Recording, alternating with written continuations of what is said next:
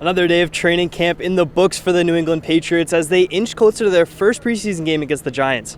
While the defense has been dominating the headlines recently, Mac Jones spoke with the media and talked about how he watches film each and every day and knows good football when he sees it. Mac Jones and the New England Patriots will report right back here on Wednesday for Day 8 of training camp and Day 3 of pads. Reporting from Gillette Stadium, Ben Kane, New England Nation. The New England Patriots just wrapped up their first preseason game of the year in a 23-21 loss against the New York Giants. Now, although many of the offensive starters for the Pats did not start tonight, the game was trademarked with 2 catches and 1 touchdown for rookie Tyquan Thornton. Now, even though the game ended in a very stiff defeat, the postgame was not dominated with strategy talk, but rather words of remembrance and good memories for 8-year veteran James White. With 3 Super Bowl rings and 8 years in a Pats shirt, it's safe to say that the name James White will be very hard for Pats fans to forget. Reporting from Foxborough, Ben Kane, New England Nation. For most teams, the phrase "look good, play good" usually just means tucking in your jersey or tying your shoes. However, for the Ocean State Waves, they've taken this a bit to the extreme. One of their pitchers, Joe Sanella, has decided to use his barbering abilities to cut players' hair before and during the games. Coming from a tradition of winning at home, these Slack brothers are no stranger to being state champs. First with brother Jaden in 2014, and now Dylan and Cam this year. Now, being in this type of environment brings out a certain level of competitiveness already. But when you take the brothers and you put them in front of the Xbox at home, now that's a whole different story.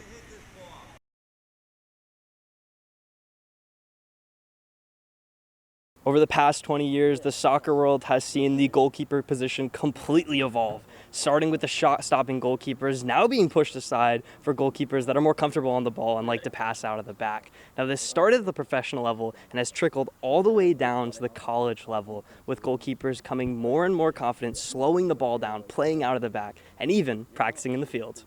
Yeah, so definitely a big part of the goalkeeper's game nowadays, especially, is distribution. Playing with your feet is more important. So in practice and in the off season, I play the field, like defense, all that kind of stuff. You got to know the game. So I think distribution is a big part. So I play right back. Playing right back has allowed junior goalkeeper Sofia Lospinoso to be a little bit more comfortable on the ball and facilitate the attack. I mean, just look at some of these plays. First play here, ball dropped into Lospinoso's feet, takes the touch, gets it out of her feet very calmly, picks her head up, sees who else but Markayla Baileri on that left-hand side. Nice tight control here from Baileri, and the Bobcats keep possession.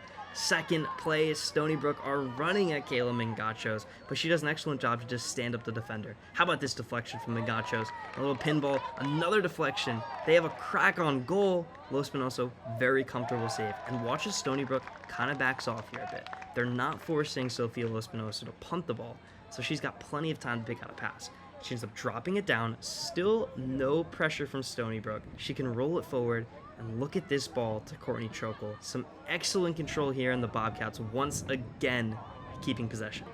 Third play, nice comfortable save, but it's the same thing. We're seeing Stony Brook backing off, giving Lospinoso plenty of time, something they should not have done in this game. A 1-2 with Lauren Triglione, and they back off even farther. Now Lospinoso has plenty of time on her hands. She's going to sting one right into the danger spot between the midfielders and the defenders for Stony Brook. And although the Bobcats do not win this ball, they're going to get possession here eventually and go on the counterattack. Final play, how about we talk about this nice foot save from Sofia Lospinoso, sliding out, wins the ball, and gets her team that goal kick. This has been a breakdown of Sofia Lospinoso's performance versus Stony Brook. I'm Ben Kane, Q30 Sports.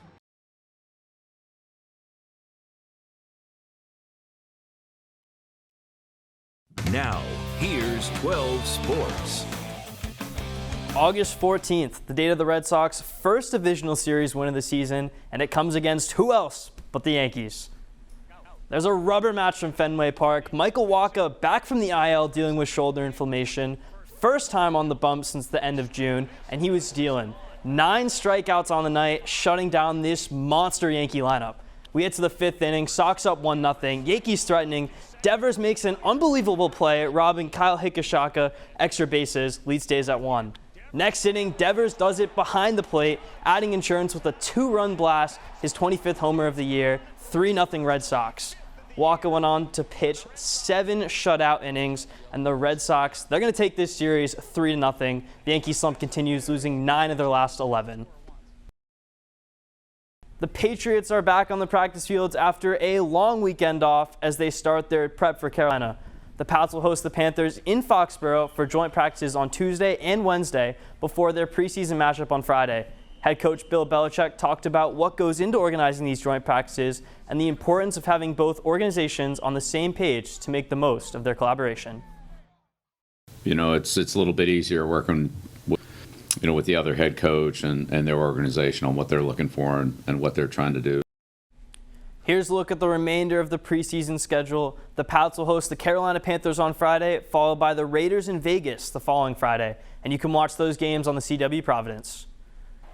Players around the league have spoken, and Pats quarterback Mac Jones has been ranked number 85 in the NFL's top 100 list. In his first season in Foxborough, Jones led the Pats back to the playoffs and was one of the front-runners for the Offensive Rookie of the Year award. Jones was ranked higher than players like OBJ, Kirk Cousins, and CeeDee Lamb.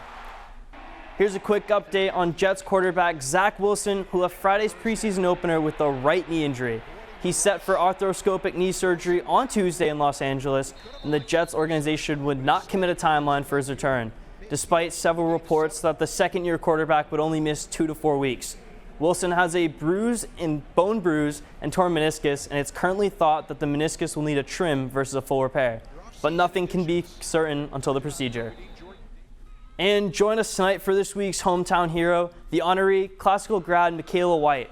The two-time first-team All-State soccer star is committing to run track and play soccer at the University of Minnesota Duluth.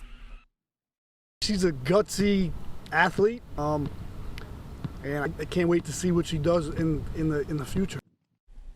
Rhode Island native Billy Andrade had a shot to win on the PGA Champions Tour. Heading into the final round, Andrade held the share of the lead at the Boeing Classic in Washington.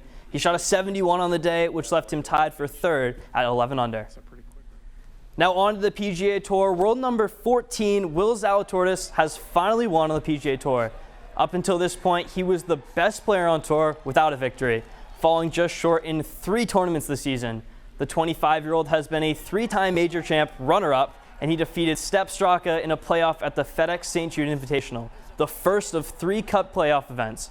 He now sits top dog in the FedEx Cup standings. And I'm Ben Kane. That's your look at sports. Let's head back to the desk.